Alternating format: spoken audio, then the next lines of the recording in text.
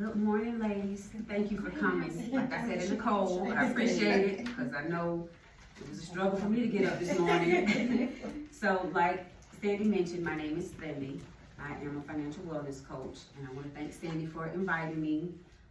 So what I do, I help prepare you before you actually even start the mortgage process. I focus more, it's recorded, yep. Okay. I focus more on mindset, getting you mentally prepared to purchase a home. Purchasing your home is exciting, but it comes with a lot of responsibility. So for you to go into the process being prepared mentally, it'll be a better experience for you, okay? So it can greatly impact your overall home buying experience, and it'll give you confidence to know that you're making informed decisions. Like you just asked, Deandra, how long is the process? You didn't know, right? So if you have the information before you even get started, then you have your checklist, you know your timeline, you know what's required of you, and the process will go smoother, okay? So if you look, this is my handout here. Yep, so if you look on the bottom, you see the mindset bullets there. Flexibility, being flexible and open-minded can help you adjust to the changes in the market, because we all seen what's been going on in the market the last couple of years. Unexpected challenges just with the home buying process in itself, and other obstacles that you may face in the home buying process. Then you have patience. With anything that's a major purchase or major life decision, you have to have patience. So it's important for you to know that going in, so you can stay focused and not get rattled by all the little things that may come up in the process. Confidence. So having confidence in your ability to make informed decisions, so you don't get taken advantage of, okay? And realistic expectations. Having realistic expectations about the home buying process, what you can afford, which Joanne will cover, you know, the whole pre-approval process. So you know you're not looking for a $500,000 house when really all you can afford is a $300,000 house. And then the growth mindset. So you're approaching the home buying process with a growth mindset where you're open to learning and growing, and you make the best of the experience in your home buying search.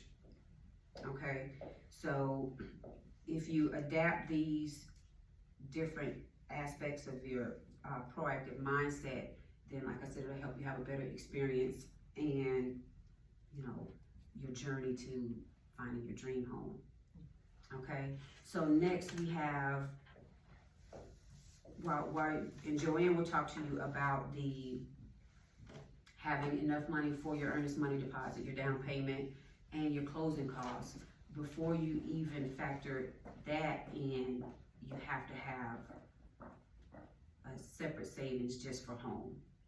Okay, so with me being a financial coach, I teach all different aspects of savings. So you have to have your emergency savings just for your life emergencies. You have to have, you know, I tell everybody to have travel savings, so you're not traveling on your credit card, but you have to have a house savings. Okay, so this is separate from, all of them need to be separate. Okay, so you have your house savings, and that is recommended 3 to 6 months of your living expenses, at least 3 months.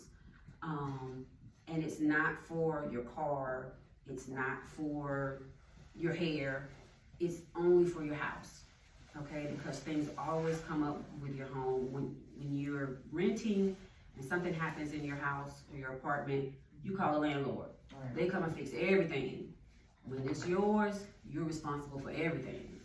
So I'll tell you, when I bought my first house, I wasn't in the house 3 months and my hot water heater went out. Luckily, I had a home warranty. So the warranty replaced my hot water heater. But if I didn't, that would have been on me. And now I had just dropped all this money on my down payment and all the expenses to move. I wouldn't have had money to buy a hot water heater. So emergencies, you have to have money put up for unexpected things happening in your house. because there is no one to call but the maintenance person. You're gonna pay out of your own pocket, okay? And then home improvements. Even if you buy a new construction home, you're gonna wanna make some changes. You might wanna paint some rooms, you might wanna change some landscaping, you might wanna enclose a room or a patio in the back. So having money put aside for home improvements will help you from having to finance them, okay? And then financial stability. So like I said, owning a home is a next level responsibility. That's, like I said, you can't depend on anybody else to come and do anything at the house for you. So if you're worried about, oh my God, you know, like we had this freeze in December, a lot of people's plumbing got messed up, their AC got messed up, you know, they had to spend a lot of money, a lot of people did, because the house wasn't, you know, insulated or whatever for this freeze. Now you know, okay, if something happens to my house, I know I have money. That peace of mind is priceless, you know, versus you the night before, you see on the news, or tomorrow we're having this major freeze, everybody do all this stuff to your house, and you're not sleeping that night because you're worried, how is your house gonna be in the morning? I know in my subdivision, a lot of people's, the units are in the attic, so that they froze, and then the ceilings leak. That happens to my coworker. Yeah, so you think you're doing everything right, and you think you're prepared as a homeowner, but you just never know. God does his own thing that we don't have any control over. So you have to give your own self that peace of mind of knowing, okay, if something happens that's out of my control, I know I have the money to pay for it, okay?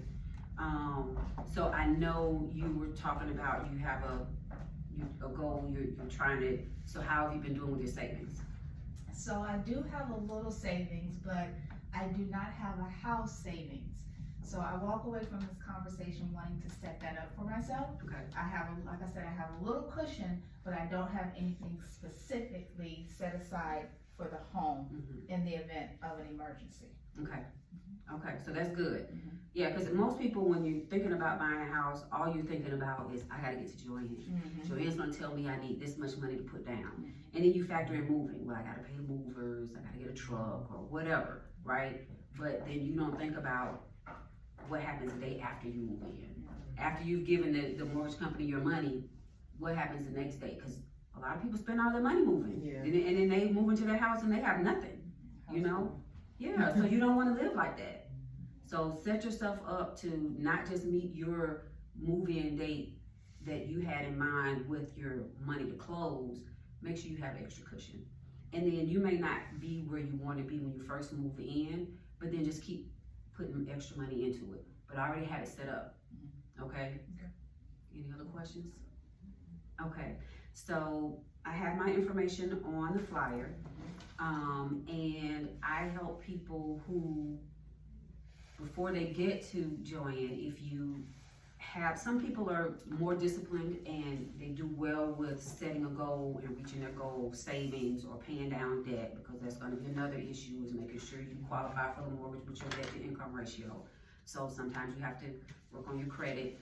So I work with you before you get to Joanne if you need that help, okay? So my information is on there if you need it, or if you know anyone else who may need some assistance, have them that you can go on my website and schedule a free consultation, and we can talk about what your needs are. Okay?